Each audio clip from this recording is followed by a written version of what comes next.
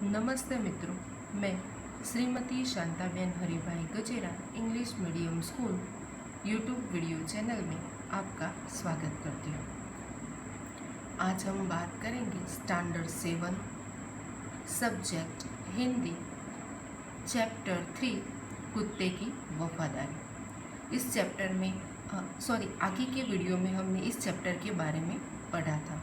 आज हम उसका रिवीजन करेंगे। प्रस्तुत पाठ लल्लूभाई रबारी ने लिखा है। इस कहानी में लेखक ने अपने स्वामी के प्रति जानवर की वफादारी को उजागर किया है। कभी कभी जल्दबाजी में काम करने से पछताने की नौबत आती है। लेखक ने यह बात कुत्ते और बंजारे की इसी कहानी के माध्यम से बताई है। इस कहानी में उत्तर गुजरात के पाटन जिले की बात की गई है। राधनपुर नाम का एक छोटा सा नगर है। उस नगर में तालाब के किनारे इसी तट पर कुत्ते की समाधि बनाई गई है। समाधि और वह भी कुत्ते की। यह जानकर आश्चर्य होगा। उसके पीछे एक सुंदर और हृदय को हिला देने वाली कहानी है। तो चलिए मित्रों, हम कहानी को देखते हैं। जमाने में व्यापार का सामान लाने ले जाने का काम बंजारे करते थे। एक बंजारा था। वह अपने ऊंट पर गांव का माल सामान लादकर शहर में लाता था और वहीं से मिश्री, गुड़, मसाले आदि भरकर गांव तक ले जाता था। लाखों का व्यापार था उसका, इसलिए लोग उसे लाखा बंजारा कहते थे। लाखा के पास एक सुंदर कुत्ता था। कुत्ता बड़ा वफादार था। रात को वह बंजारे के पड़ाव की रखवाली करता था। अगर चोर लुटेरे पड़ाव की तरफ आते दिखाई देते तो वह कुत्ता भौंक कर उन्हें दूर भगा देता था।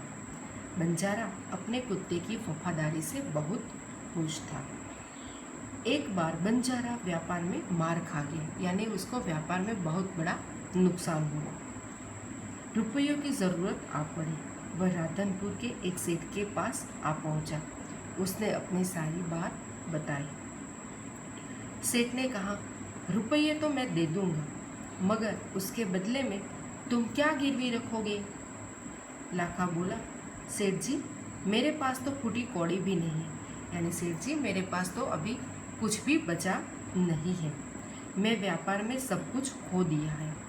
मैंने व्यापार में बहुत बड़ा नुकसान किया है, घाटा किया है, और इसकी वजह से मेरे पास अभी कुछ भी नहीं है।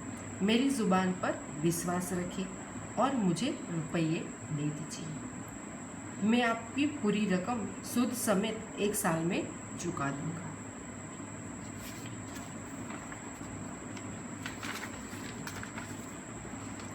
सेठ बोले, कोई बात नहीं, तुम्हारे पास यह कुत्ता है तो तुम इसे ही जमानत के रूप में दे दो। जब तुम सारे रुपये लौटा दोगे तब मैं भी कुत्ता तुम्हें वापस दूंगा। बंजारा, दुख तो बहुत होता है अपने कुत्ते को देने में, मगर कोई चारा भी न था। रुपये लेकर वह चला गया। कुछ दिन बीते। एक बार सेठ के यहाँ चोरी हुई।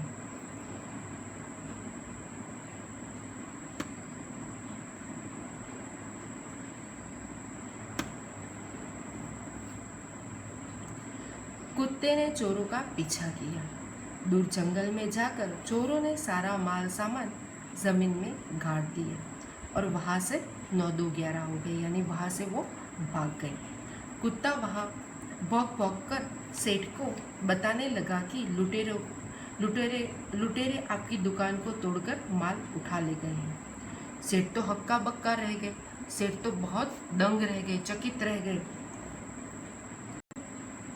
कुत्ता सेठ की धोती पकड़कर आगे खींचने लगा। सेठ कुत्ते के पीछे पीछे चलने लगे जहाँ चोरों ने माल छिपाया था। वहाँ जाकर कुत्ता अपने पैरों से मिट्टी खोदने लगा। थोड़ा ही खोदने पर सब सामान निकल आया। सेठ की खुशी का कोई पार न था। सेठ तो बहुत खुश हो गए क्योंकि उनका चोरी हुआ सारा माल कुत्ते ने उन्हें वापस दिलाया था। वह कुत्ते को प्रेम से थपथपाने लगा। कुत्ते की वफादारी पर वह मुग्ध हो गए, वो मोहित हो गए। घर जाकर उसने एक चिट्ठी लिखकर कुत्ते के गले के पट्टे में बांधकर कहा, कुत्ते भाई जाओ, तुम अपने मालिक लाखा बंजारे के पास जाओ, तुम मुक्त हो। कुत्ता तो खुश हो गया और वह अपने मालिक से मिलने के लिए जल्दी जल्दी भागने लगा। इधर लाखा ने भी व्यापार में खूब रुपया कमाए। इस तरफ लाखा के व्यापार में भी बहुत बड़ी सफलता मिली। वो भी लाखों का व्यापार करने लगा था। वह सेठ को उसकी रकम वापस करने के लिए उसी रास्ते से आ रहा था। उसने दूर से अपने कुत्ते को अपनी ओर आता हुआ देखा। वह नाराज हो गया, सोचने लगा कि कुत्ते ने मेरी ज़बान काट ली।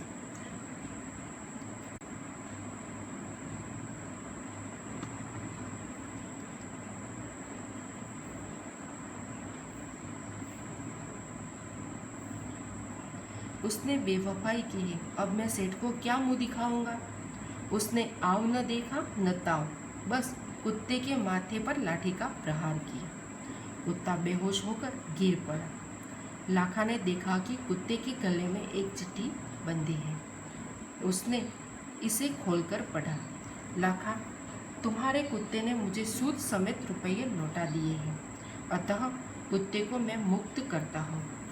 उसने मेरे घर की चोरी किए गए माल सामान को वापस दिलाया है। खुश होकर मैं इसे स्वयं मुक्त करता हूँ। लाखा तो चकित हो गया। वह चिल्लाने लगा, हाँ यह मैंने क्या कर दिया, हाँ यह मैंने क्या कर दिया। वह कुत्ते के शव को अपनी गोद में लेकर फूट फूट कर रोने लगा। लेकिन अब पछताए वो क्या, जब चिड़िया चुग गई खेत।